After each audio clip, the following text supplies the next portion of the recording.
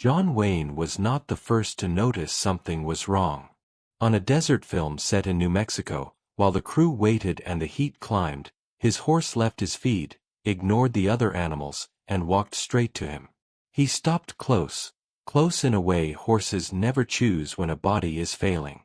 Wayne was still breathing evenly when it happened, still telling himself nothing had changed. The horse didn't agree. He stayed there, unmoving, as if instinct had already reached a conclusion the men around them weren't ready to face. September 1971. New Mexico. By mid-morning, the heat had settled into the set like something permanent. Wayne sat with his back against a sun-warmed rock, hat pulled low, boots coated in pale dust. At 64, his body no longer absorbed strain quietly. One lung was gone. Recovery had long since given way to management. Someone brought him a chair. Wayne waved it off. Sitting meant standing again, and standing again had become an effort worth avoiding. Instead, he stayed where he was, breathing slow and deliberate, counting each breath without letting it show. Pride still demanded that much. Banner should have been at the corral with the others, reins loose, feed untouched only by choice. Instead, he crossed the sand on his own, joints stiff with age but steps steady from decades of work. He passed the trough, past the other horses, past the wrangler's brief, puzzled glance. He stopped beside Wayne, positioning himself close enough to block the sun from his chest. Wayne felt the presence before he turned. His hand lifted automatically, fingers finding the familiar place behind the horse's ear. "Hey, old man," he said, quiet enough to keep the moment private. Banner lowered his head and stayed. Pete Collins noticed then. Pete had spent 40 years around horses. He knew their instincts, their limits, the invisible rules they obeyed. Horses didn't linger near failing bodies. They sensed imbalance early and moved away from it. Weakness meant risk. Illness meant danger. Banner was doing the opposite. Pete watched for a moment before approaching. "Duke," he said, stopping a few steps back. "He's been with you all morning." Wayne glanced up. "What do you mean?" Walked right past his feed. Walked past the others. Came straight here. Wayne rubbed Banner's neck again. "He's old. Probably bored." Pete shook his head. "No. This isn't that." Wayne looked at him more closely now. Pete hesitated, then lowered his voice. "When something's wrong, horses know. Usually they don't stay near it." Wayne pushed himself upright, sharper than he meant to, steadying himself briefly against Banner's shoulder. The horse didn't shift. "I'm fine," Wayne said. "I know you say that," Pete replied. "But he doesn't think so." The moment passed without resolution. Wayne turned away. Pete stepped back. Neither forgot it. Over the following days, the pattern held. Banner near Wayne's chair. Banner closed during breaks. Banner following until a handler physically redirected him at day's end. The crew noticed. Jokes gave way to quieter looks. It didn't feel like habit. It felt like watchfulness. 8 days into filming, Banner was saddled for a simple riding shot. Wayne mounted cleanly, though Pete caught the strain in his shoulders. The director called action. Horse and rider moved out across the sand, steady and unhurried. They hadn't gone 100 yards when Wayne's balance shifted, barely enough to register. Banner stopped. No command. No cue. He planted his feet and held himself there, attention fixed on the man above him. Wayne leaned forward, breath tightening as he forced it under control before anyone else noticed. The cameras kept rolling. And Banner waited. From a distance, it looked like discipline, An old horse holding a mark, an experienced actor staying in character. Up close, it was something else entirely. Banner stood braced beneath Wayne, weight settled, muscles locked, as if movement itself might undo the man on his back. Wayne straightened slowly. "I'm okay," he murmured, more for the horse than anyone else. Banner didn't move until Wayne's breathing steadied. Then, and only then, he stepped forward, careful and measured, carrying him the rest of the way like something fragile. The shot finished without interruption. When Wayne dismounted, his legs nearly gave out. He caught himself on the saddle horn. Banner held. Pete reached them first. "Duke," he said, keeping his voice level, "you need to see a doctor." "It's the heat," Wayne replied. "That's all." They both knew it wasn't. From that day on, Pete watched Banner with a different kind of attention.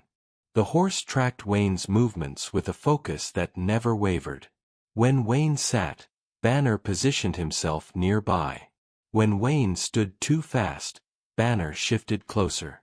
When Wayne laughed with the crew, Banner stayed quiet, eyes fixed, ears tuned to the rhythm of his breathing. Animals didn't do that by accident. Filming continued. So did the heat. So did Wayne's insistence that nothing had changed. But something had. The crew felt it. Pete felt it most of all. He had worked with hundreds of horses in his life, and never seen one act like this. Not toward age, not toward injury, not toward fear. This wasn't fear. It was vigilance. When production wrapped in October, Wayne headed home to Newport Beach. Banner was transported back to the ranch that owned him, Pete riding along to help him settle. The trailer gate closed. The engine started. Banner stood quiet the entire drive, head turned toward the road as if memorizing it. At the ranch, he refused his feed. He stood at the fence instead, staring down the dirt road leading away from the property. When night came, he stayed there. When morning came, he was still there. He drank little, ate nothing, just waited. Pete made the call he'd been avoiding. "Duke," he said carefully, "I don't know how to say this without sounding foolish." There was a pause on the line. "Say it." "He's not eating. Won't touch his feed. I think he's looking for you." Silence. "I'll come by tomorrow," Wayne said. He drove 2 hours to the ranch, slower than he used to, stopping once to rest. When Banner saw him from across the field, his head lifted. A low nicker carried across the distance. The horse broke into a trot that ignored age and stiffness alike. Wayne climbed through the fence rails. Banner reached him and pressed his head into Wayne's chest, standing there as if he'd been holding that space open all along. Wayne wrapped his arms around the horse's neck and stayed there, neither of them in a hurry to let go. "I know," Wayne whispered. "I know, boy." Banner ate that afternoon.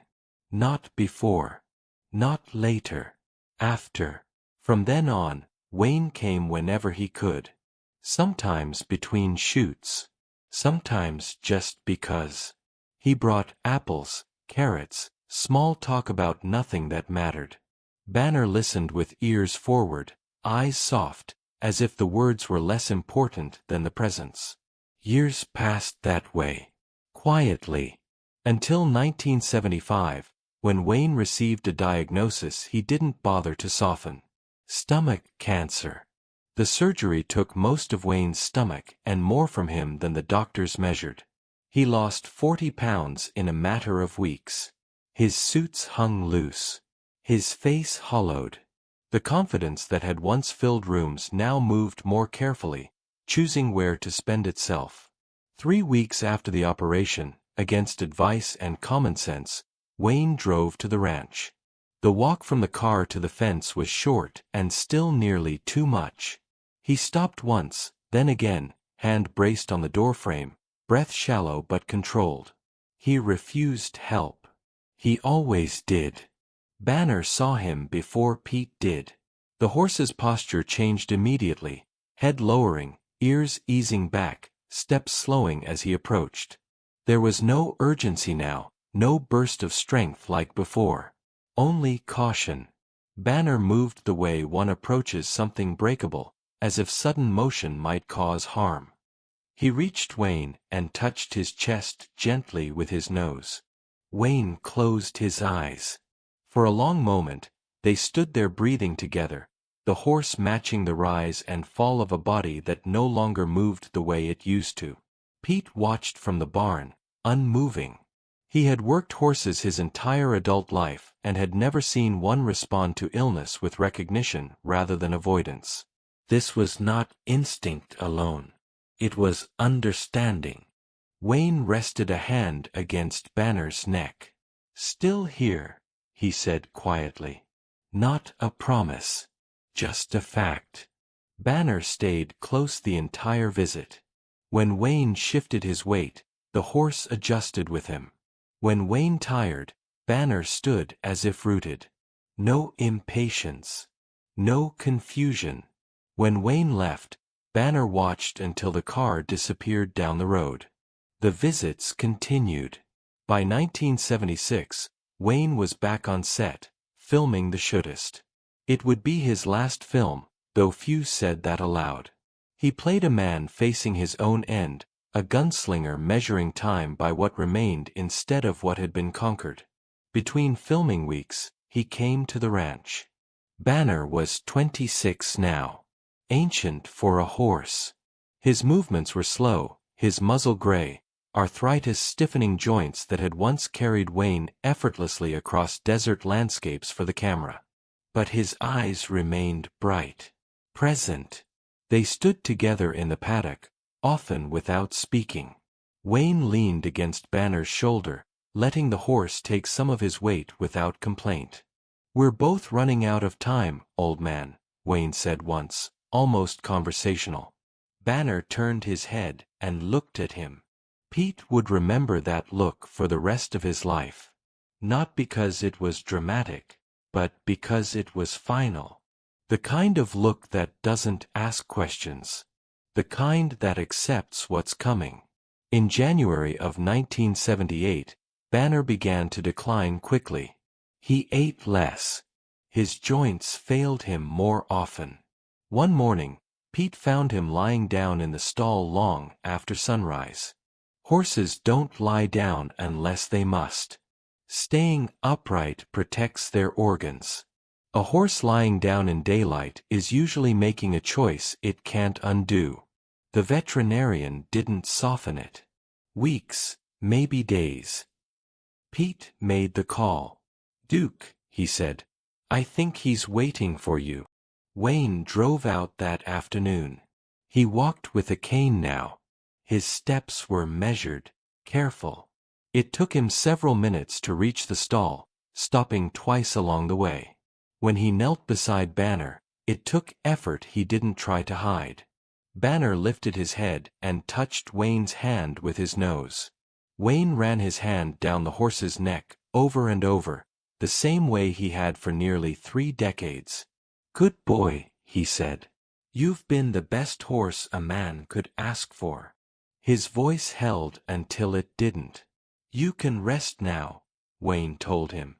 "You don't have to wait for me anymore." Banner stayed with him. So did Wayne. They stayed that way for a long time. Wayne knelt beside Banner for nearly 40 minutes, speaking quietly about things that didn't need answers. The weather. The long drives between sets. How strange it felt to slow down after a life spent moving forward. Banner listened, breathing heavy but steady, his nose resting against Wayne's hand as if anchoring himself there. Pete kept his distance. Some moments didn't belong to witnesses. When Wayne finally stood, his knees locked. It took Pete nearly 3 minutes to help him upright, Wayne leaning hard against his shoulder, jaw clenched against the pain. He didn't look back at the stall. If he did, he knew he wouldn't leave. Take care of him, Wayne said. Always have, Pete replied. Wayne walked out slowly, cane tapping the dirt, each step measured. Banner watched until he was gone. 3 days later, Banner died in his sleep. January 28, 1978. 27 years old. Pete made the call himself. There was silence on the line when Wayne answered. Then, he was a good horse, Wayne said. The best I ever worked with. He loved you, Pete said. I know that sounds foolish. It doesn't, Wayne replied. I loved him too. More than most people would understand. Wayne paid for Banner's burial without being asked. Pete buried him beneath an oak tree on the ranch, marking the spot with a simple stone, his name, his years, nothing more. Wayne sent a check for far more than the cost. Pete used the extra money to plant roses around the grave. They bloomed every spring. John Wayne died 16 months later, on June 11, 1979. At the funeral, someone asked Pete to speak. He told them about the horse. About the way Banner had known before anyone else did. About how he had stayed. About how he had waited. Duke played heroes his whole life, Pete said. But Banner didn't care about any of that. He didn't care about movies or fame. He just knew the man. Years passed. Decades. Pete's grandson eventually took over the ranch. Visitors still hear the story. They're shown the oak tree, the weathered marker, the roses that continue to bloom no matter how much time moves on. The stone has worn smooth in places, but the name is still there. Banner. And beneath it, carved smaller, 2 words remain legible. He knew. Not the movies. Not the legend. Not the myth. Just the man. Banner knew when to stay close. Knew when silence mattered more than motion. Knew that love doesn't need language, only presence. Only patience. Only the willingness to remain until the end. That's what he gave John Wayne. And in return, Wayne gave him something most horses never receive. A name remembered. A place honored. A story told. You can support the channel by liking and subscribing.